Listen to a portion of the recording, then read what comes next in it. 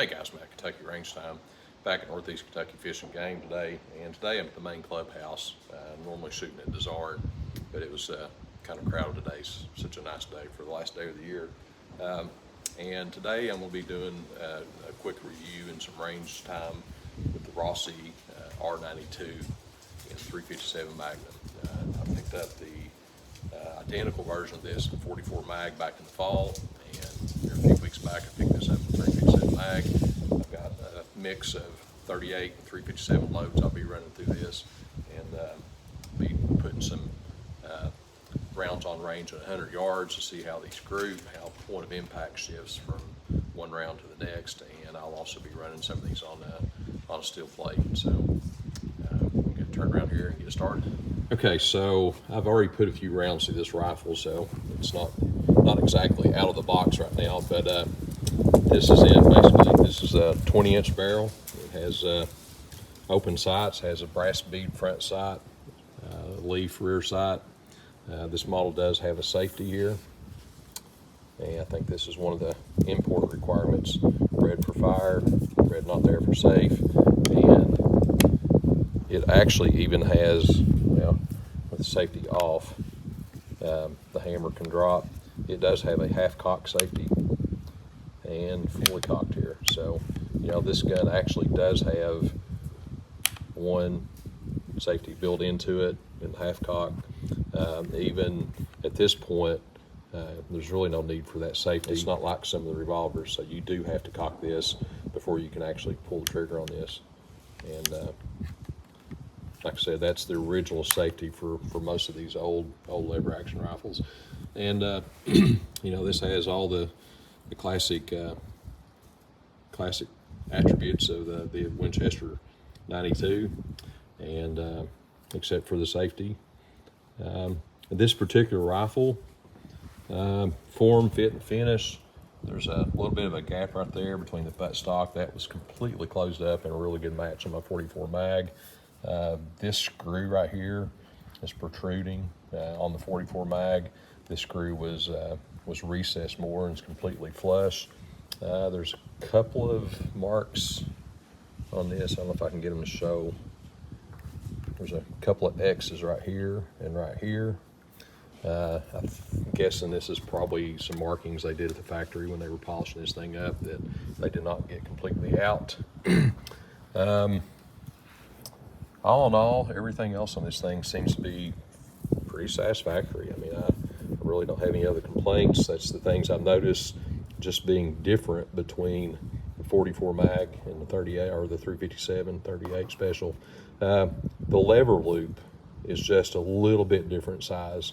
I noticed that as well. I think it's just a little bit tighter on this one. All in all, though, this is it's a quick pointing rifle. It shoots good. Recoil is minimal off the shoulder. Capacity is 10 rounds plus one in the chamber with a 20-inch barrel. Now they do have different barrel lengths on this, so shorter and longer barrels are going to change that. I like about 1/8 of an inch being able to get an 11th one into the chamber tube on this one, which would have made it 11 plus 1, but it stands at 10 plus 1 with 38 special as well. And that about sums it up, guys. So we'll get set up here and start running some rounds with this. All right, guys, so I've got a couple of different loads here. I've got a 158 grain Hornady XTP hand load, 125 grain Hornady XTP hand load. I've got some 140 grain Hornady FTX, and I also have 125 grain Remington Golden Sabres, and I have 158 grain Missouri Bullet Company high-tech coated in the 38 as well. So I've got two 38 special loads. Lay these out here. I'll be running 5 each of these.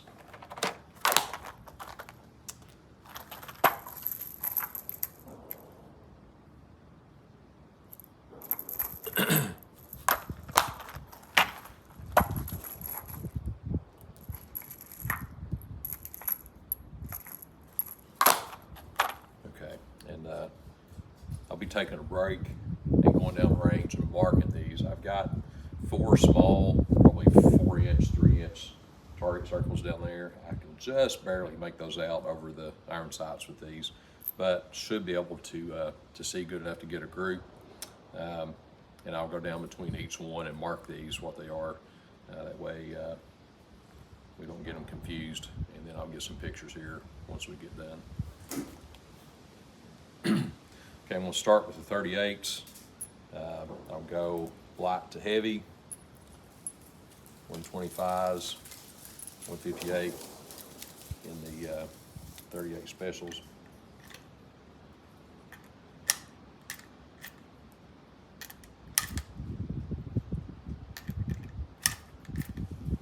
One thing I did notice with the 44 mag, there was a very large point of aim, point of impact change between the 300 grain, the 240 grain, and the 180 grain.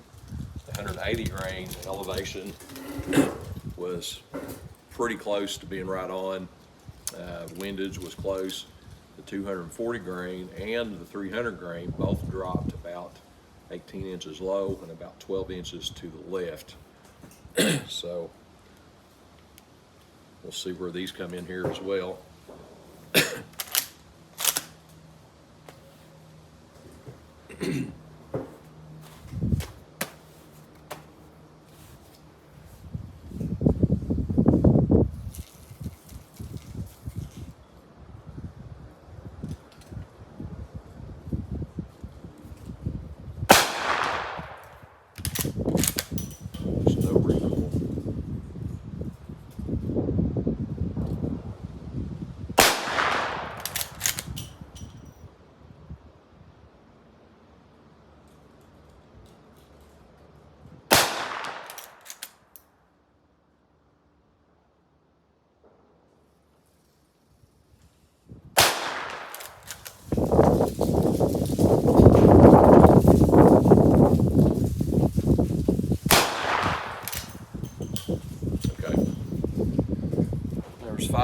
So it's December 31st, last day of 2023. We're sitting on 50 degrees, partly cloudy skies. We've got an 8 mile an hour, pretty constant wind blowing through here. Out there in the sunshine, it feels great. In here in the shade, it's a little on the nippy side. I'm buttoning the shirt up. Fingers are getting a little chilly, but we'll deal with it. Okay, the time it took me to stop recording and start this way, the wind has ripped my target off the backstop.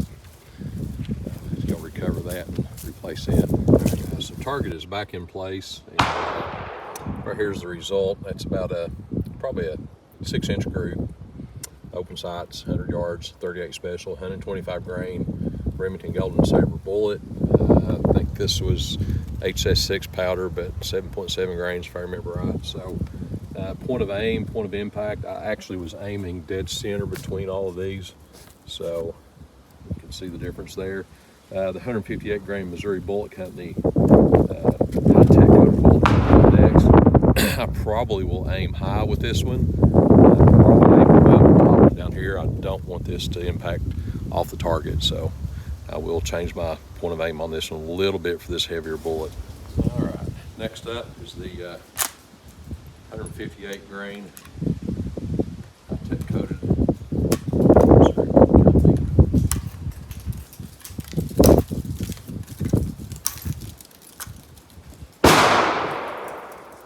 These are the first 2 38 special loads I ran out of this rifle, so I don't have any velocity data on these yet.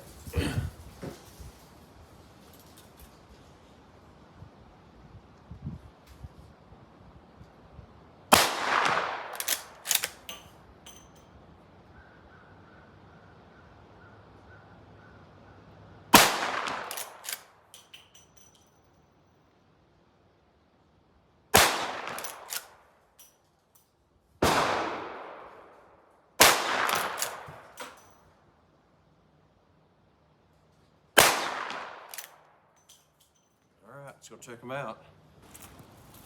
All right, guys. So my point of aim this time was actually at this top dot, and we're looking at 1, 2, 3, 4, 5 rounds. It was the 158 grain Missouri Bullet Company high-tech coated. It's a semi-truncated cone, or maybe even truncated, I guess. 38 special. All right, I'll get these marked up. Back to the next set. Okay. So as you can see, I'm taking a whole lot of extra time on these. I'm running through these pretty quick. I'm shooting off the back, but something's pretty good on that as well. This is the 125 grain for the XTP.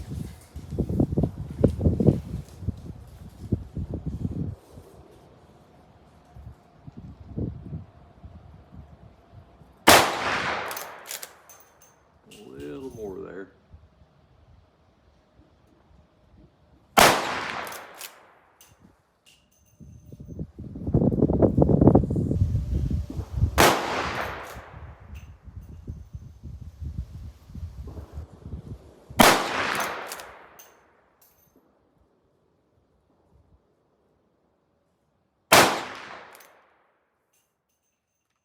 Let's go check them out.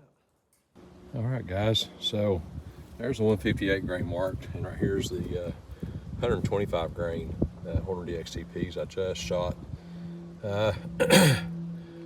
Overall, this group is probably 6 inches, but I've got 3 in 2.5 inches.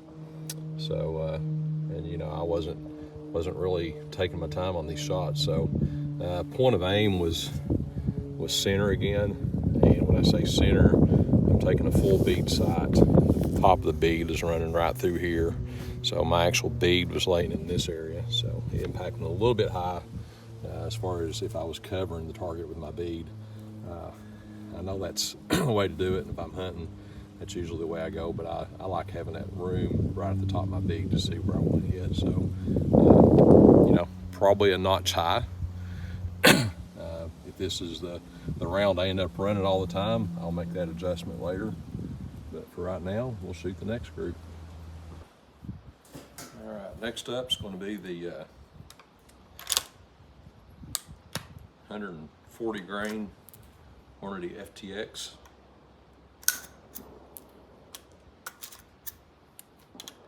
This bullet tip design was actually designed for lever action rifles.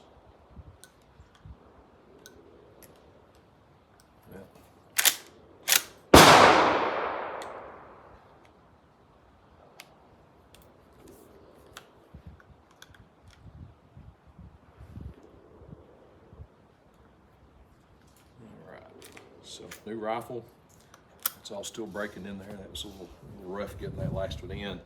I let the one before that actually go in and the gate completely closed. Okay, so here we go. 140 grain Hornady FTX.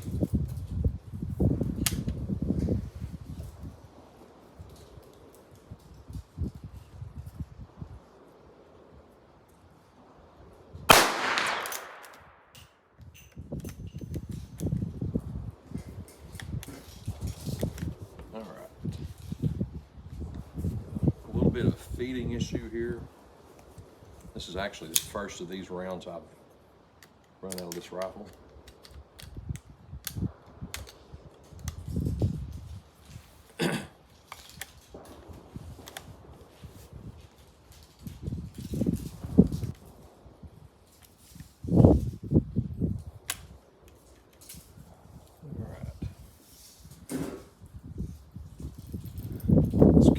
See if it does it on another one.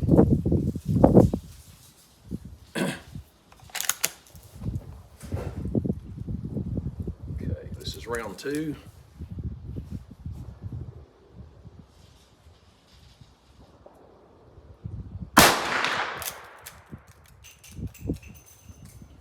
All right.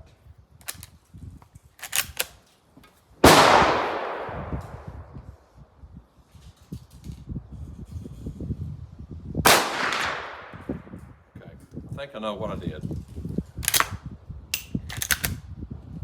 didn't fully cycle the lever down all the way to the end, and it didn't allow the back end of that round to pop up all the way. So this is probably operator error with that malfunction. Let's see how these next couple do.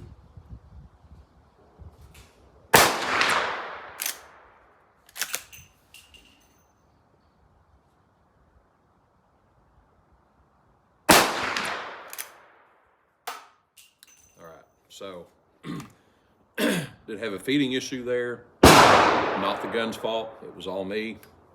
So let's go check them out. 1, 2, 3, 4, and 5. So that's overall the best group we've had so far. All right, let me get them marked.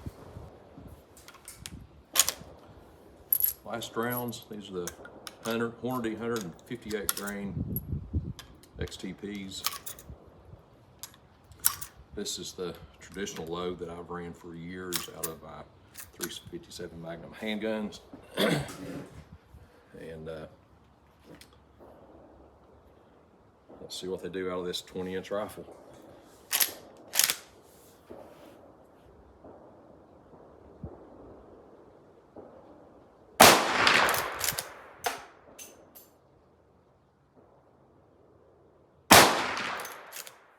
Pretty snappy.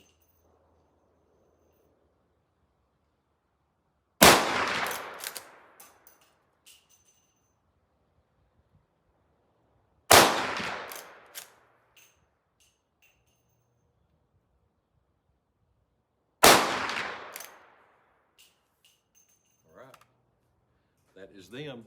Let's go check it out. All right, guys, and this just keeps getting better. I think the heavier bullets actually were grouping better. So 1, 2, 3, 4, 5.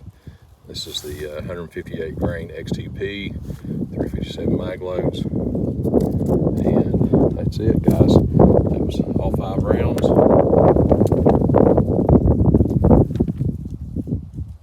All the 357 mag point of aim was the same, being dead center of the 4 target dots. So as far as point of aim and point of impact, this 140 grain FTX, this circle right here is pretty much exactly what my brass front sight on that rifle was covering up. So I've got 3, 4, 5 on that 140 grain FTX. The 125 grain FTX, they were impacted perfectly other than an elevation change. So, you know, that's a good centerline group. 158's pulled to the right, and both of the 357 or 38 special loads had pulled to the right too. So 140 FTX or a click in the elevation, and the 125 XTP are going to be pretty well spot on with this. All right, guys, next up I'm going to run a few of these rounds on these plates that are out here. I've got 2 of my steel plates up. These are 1/3 IDPA plates. I've got these set up at 25 and 50 yards, and I'm just going to take turns putting some lead on these with this ROSSI R92 and 357. Okay, I'm going to start off with 10 rounds of this 158 grain high-tech coated from Missouri Bullet Company. And these were hitting a little bit low and a little bit to the right. Actually quite a bit low, probably 12 inches. So I'll be shooting at like the top left-hand corner of these plates. Hopefully that'll put me close to the center of the target.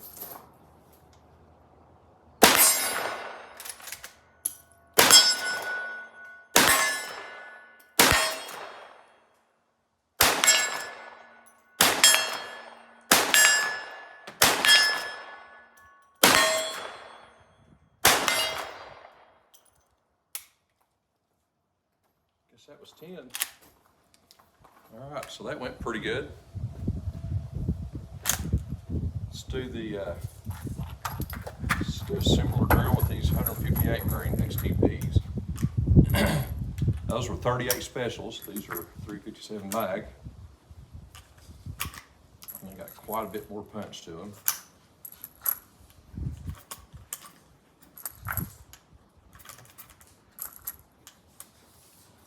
These were hitting a lot closer to the point of impact, so not have to make the adjustments with these I was with the other ones.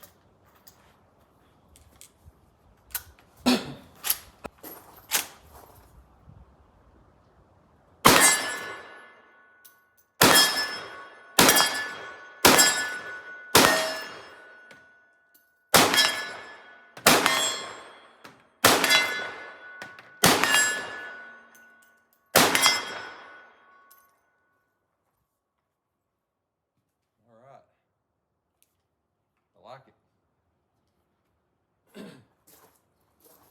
All right, guys, there it is. ROSSI R92 357 mag, 38 special, and this thing runs. I mean, this is pretty new. Before today, I had maybe 30 rounds through this, and it's balanced good. It swings good. You know, the lever works pretty good on it. The only thing I'll note, this right here will ruin your day. The back end of this bolt is pretty sharp. I know when I had it out the first time, one little nick on this and it laid open the top of my thumb, and I don't remember what I'd done, if I stuck my hand over the top of it or what, but it is pretty sharp right there. So, and that's not anything really that would hurt. Taking some small file and emery and working that a little bit and smoothing that up. I mean, wouldn't hurt the function of this rifle at all.